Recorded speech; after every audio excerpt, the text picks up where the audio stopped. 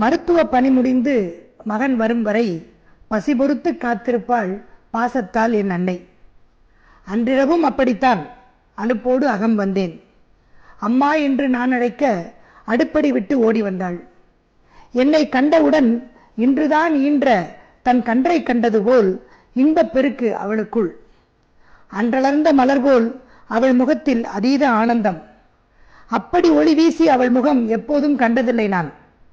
என்னவென்று புரியாமல் என்னம்மா என்று நெகிழ்ந்தேன். ஒண்ணுமில்லையே என்றாள் சின்ன குழந்தையைப் போல். தலை கோதி அமர வைத்து தலைவாழை இலை போட்டு எப்படித்தான் சமைத்தாளோ எனக்கு பிடித்த எல்லாமும்.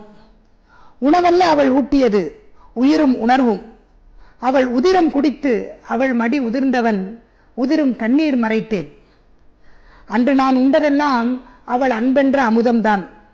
எதிரமர்ந்து நான் உண்பதையே ரசித்து புதிராகத்தான் இருந்தது அவள் புன்னகை. உதவிக்கு ஆளில்லை, உடல்நலமும் சரியில்லை. ஏனம்மா இவ்வளவு சமைத்தாய், என்னம்மா விசேஷம் என்று. கல்யாண விருந்துனக்கு என் கையால் நான் செய்ய வேண்டாமா? எவள் வருவாளோ, எப்படி சமைப்பாளோ, என் மகனை என்னை போல் பார்ப்பாளோ, இப்பவே நல்லா சாப்பிட்டுக்க. அப்படி சிரித்தாள் அரை அதிர. அன்றிரவு முழுவதும் அதே சிரிப்பும் சீண்டலுமாய். நள்ளிரவு தாண்டியும் அன்றிரவை அம்மா நள்ளிரவாய் ஆக்குகிறாள். உறங்க வேண்டும் அம்மா, உன் உடல் நலம் கெட்டுவிடும் என்றேன். மனமில்லை அவளுக்கு மகன் விட்டு செல்ல.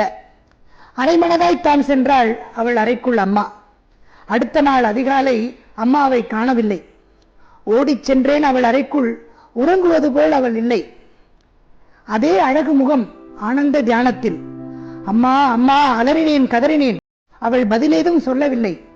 மகிழ்ச்சியாய் இருந்தவளை நானே மரணத்துக்குள் தள்ளிவிட்டேனோ? அந்த நள்ளிரவு நீண்டிருந்தால் அம்மா இன்றும் இருந்திருப்பாளோ?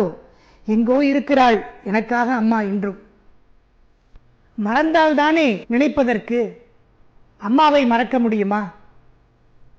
அன்னைக்கு ஒரு தினம் உண்டா?